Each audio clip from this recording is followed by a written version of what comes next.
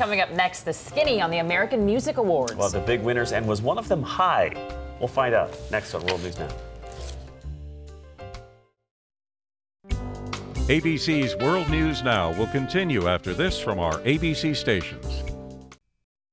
First, I need some answers. 2 months ago, I bought a Chevy Avalanche, and whenever I try to start it, the battery's dead, so I have to get a jump. Congressman, let me interrupt, if I may. I think I know your problem here.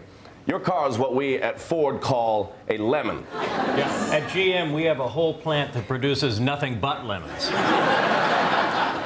So do we. I really appreciate your honesty. I'm going to vote for the bailout, because I'm a union man. I know.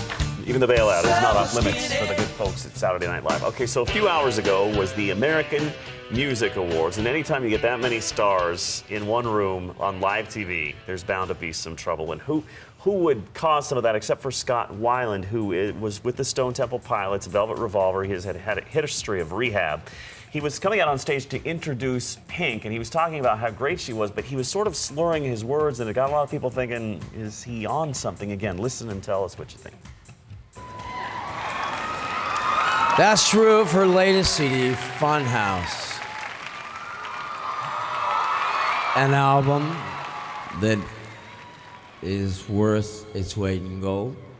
Reminds me of when Anna Nicole Smith presented, you know, Right. that same slur. Yeah, sort of some issues there. And so a few minutes later, Jimmy Kimmel took the stage. He was talking about Miley Cyrus celebrating her 16th birthday, and he brought up the Scott Weiland incident. And what a 16th birthday party he put together for little Miley tonight, right? In fact, now that she's old enough to drive, maybe she could give Scott Weiland a ride home. Here he is. So clearly, I wasn't the only one who noticed that about Scott Weiland. So there was the drama of the night, but of course there were some big, huge winners, lots of them, celebrities. And we have some video of them, I believe, starting with Rihanna is her name, and then Kanye West, and then of course Brad Paisley, Taylor Swift was up there too. Bad breakup, a good win for her. That's right, exactly. So big night for some of the big celebrities. Kind of sticking on the same theme of music, this kind of might be a sign of the times, because Guns N' Roses, they haven't released an album in like 15 years. 17 years. Maybe 18. It's a long time. I think this said 15. Anyway, it might be. Yeah, it's U.S. Rock's first album in 15 years. It's going to be available, but before it's released in stores, they've decided to debut it on MySpace. And so it's just interesting because now you have 3 million people who are downloading the songs before they can even get it, you know what I mean, regularly purchase it. Right. And of course, you probably have heard about it. This new album is going to be called Chinese Democracy. Yes.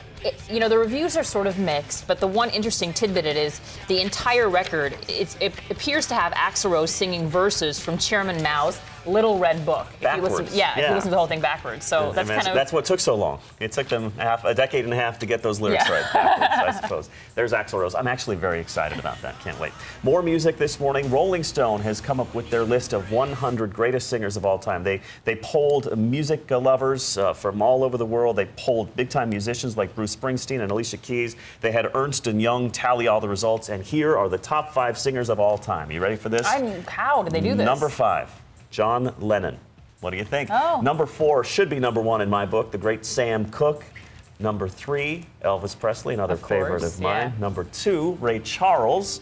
And the number 1 singer of all time, Aretha Franklin. How about that? Getting lots of respect. That's right.